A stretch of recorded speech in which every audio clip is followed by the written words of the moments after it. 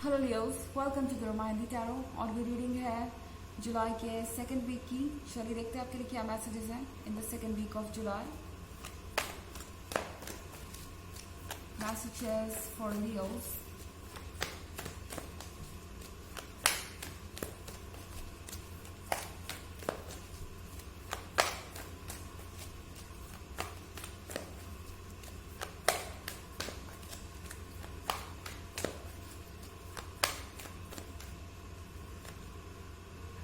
The Sun,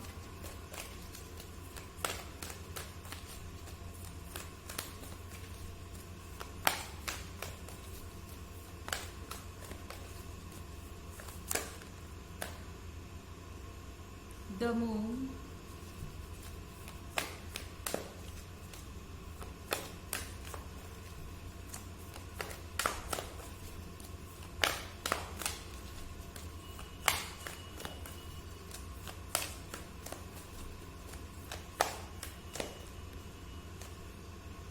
King of Earth,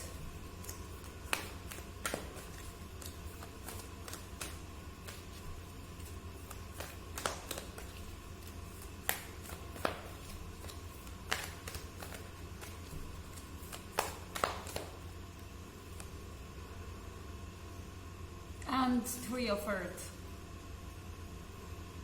So यहाँ पे moon का कार्ड है। मून के कार्ड के साथ ऐसा लगता है कि आपका पर्सन इस वीक में बहुत ज़्यादा रोमांटिक है, बहुत ज़्यादा अफेक्शन चाहता है, प्यार चाहता है, अटेंशन चाहता है। इस पर्सन को इस समय सिर्फ और सिर्फ आपके पास रहना है। इन्हें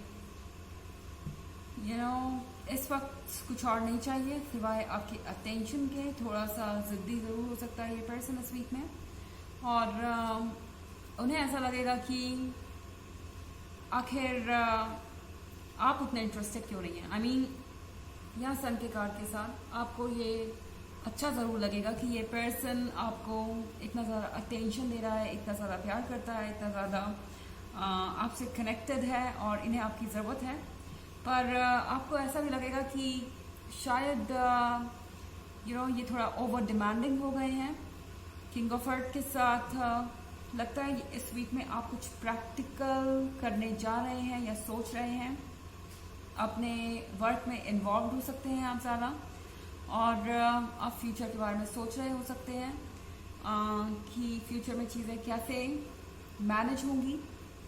पर आप जिससे डील कर रहे हैं उनको इन सब बातों से कोई खास मतलब नहीं है। इस पर्सन को बस आपके साथ टाइम स्पेंड करना है, क्योंकि इनके लिए यही सबसे ज़्यादा इम्पॉर्टेंट है। और आप समझ नहीं पाएंगे कि आप इस इमेच्योर पर्सन को ये कैसे समझाएं कि आप अभी कमिटमेंट नहीं कर सकते, या फिर आपको कुछ वक्त चाहिए। इसके लिए आपको स्टेबल होना पड़ेगा, इसके लिए आपको प्रिपरेशन करनी पड़ेगी, यानी कि अपने फ्यूचर के बारे में सोचना पड़ेगा। और काम है, हर किसी का काम भी करना ही पड़ेगा। यहाँ पे वर्क लाइफ में बहुत ज़्यादा इंटरप्शन इस वक्त आप नहीं कर सकते। आई मीन डेफिनेटली कौन नहीं चाहेगा इस तरह के पर्सन के साथ टाइम स्पेंड करना, मगर ये शायद आपके लिए थोड़ा सा ज़्यादा हो जाए, क्योंकि आप शायद इस वक्त कुछ बिजी हैं और इस पर्सन को लगेगा कि आखिर क्या बात है कि आप उनमें इंटरेस्ट नहीं ले रहे।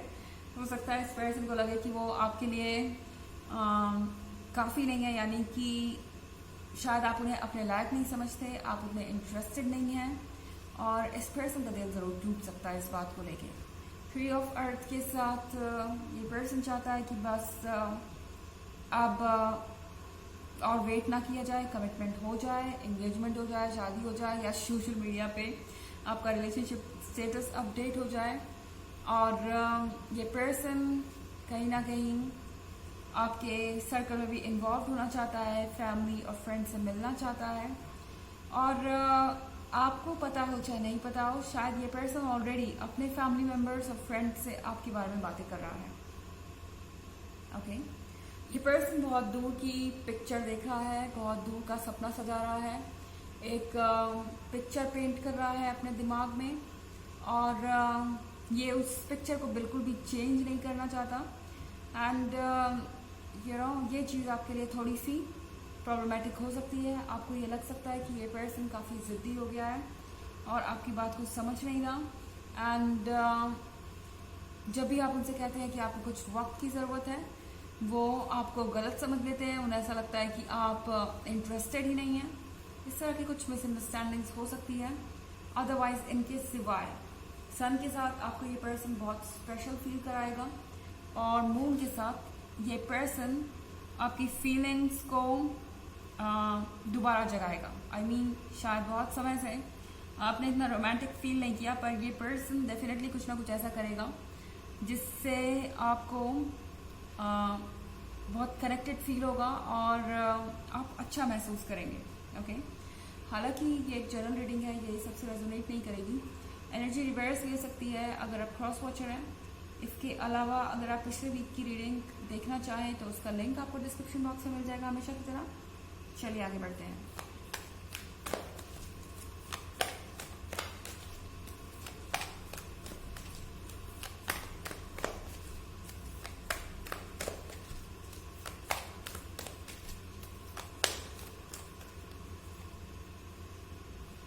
The Emperor,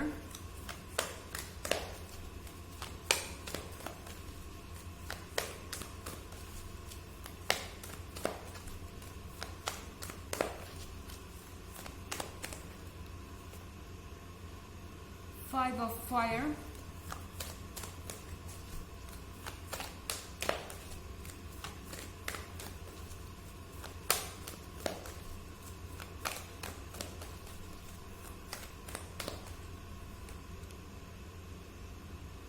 Five of Water,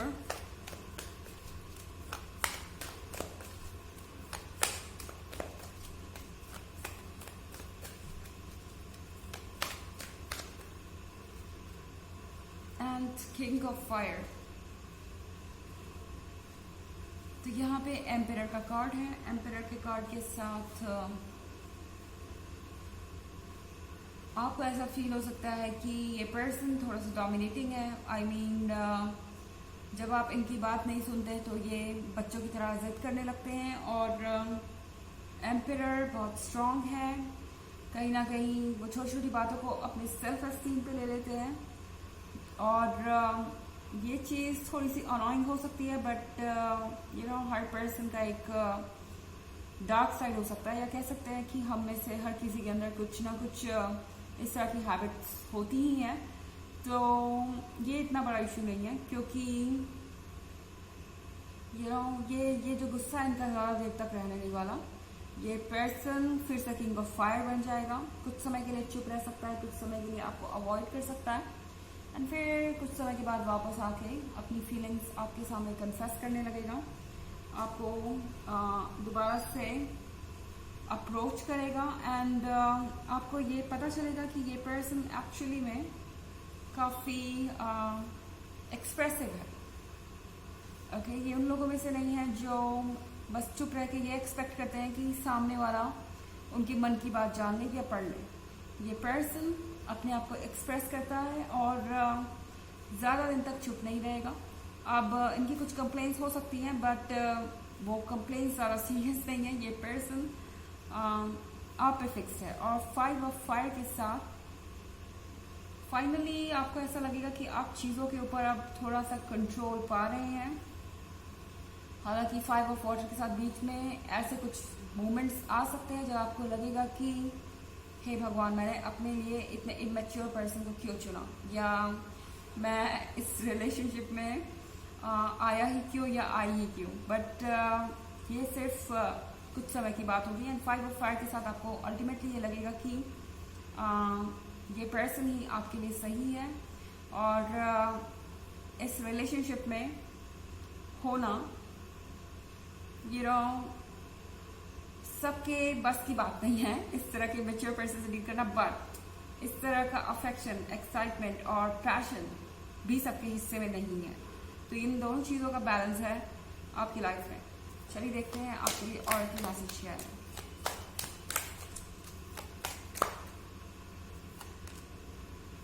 To me, cloak of wisdom. You already know the truth. Trust what you know.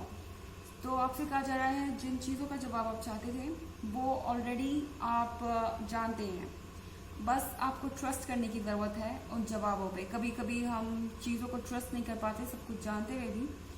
तो यहाँ पे आपसे कहा जा रहा है कि जिन चीज़ों को आप जानते हैं उन पर ट्रस्ट करने की कोशिश कीजिए, क्योंकि आप जो भी समझ रहे हैं वो सही है, आपका इंट्यूशन बिल्कुल सही है। तो ये है रीडिंग जुलाई के सेकंड वीक की। आई होप आपको अच्छी लगी होगी। Thanks for watching, till next video, bye.